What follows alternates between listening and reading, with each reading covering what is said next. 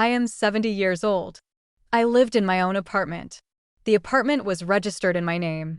I was mentally sound.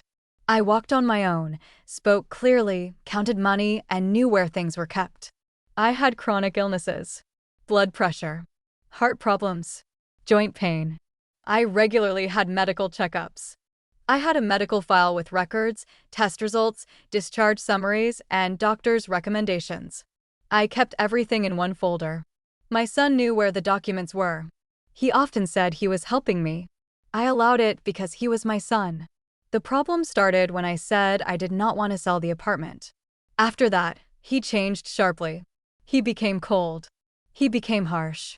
He started saying that I was confused and that I didn't remember things. One day I got ready to see a doctor.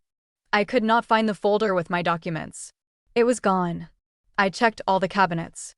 It had disappeared. I asked my son. He said he hadn't seen it. I asked again. He got irritated.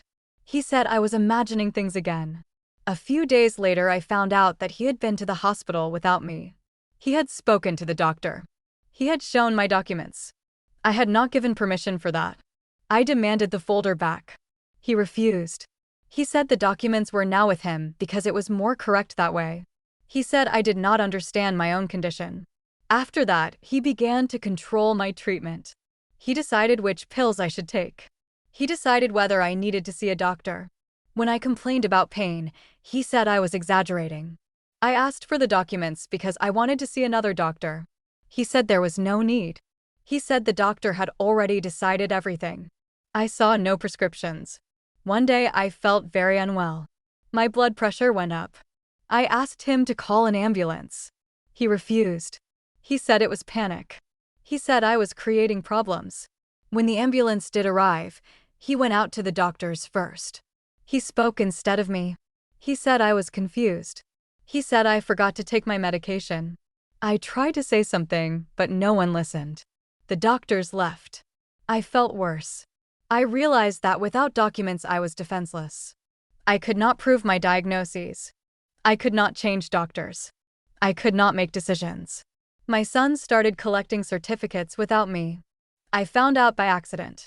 He was preparing the ground to have me declared incapacitated. He told neighbors that I was ill. He said I could harm myself. He said I was dangerous. When I tried to talk to relatives, he interrupted. He said I was twisting facts. He said I was not sane. I asked for copies of the documents. He said it was unnecessary. He said I had no right. That was a lie, but I was alone. I began to lose trust in my own body. I did not know what was happening to me. I did not know if I was taking the right medication. I was afraid of every pain. One day, I found part of the documents in his cabinet. The records were incomplete. Some pages were missing. The most important ones. I understood that he was hiding the truth. That he was controlling information. That he was making me dependent. When I said I would go to the police, he laughed. He said no one would believe me. He said that without papers I was nobody. I started writing everything down. Dates. Symptoms. His words. I held on to facts because that was the only thing I had left. Through an acquaintance, I managed to see another doctor. Without documents. The doctor said it was dangerous. He said hiding medical records was control. When my son found out, he exploded. He shouted. He said I was betraying him.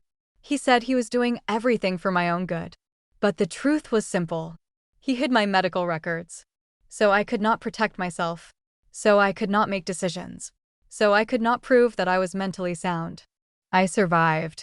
I restored part of the documents. It was hard. It was humiliating. But I managed. I lost my son. But I kept myself. And I know this. When a person's medical records are taken away, it is not paper that is taken. It is their voice.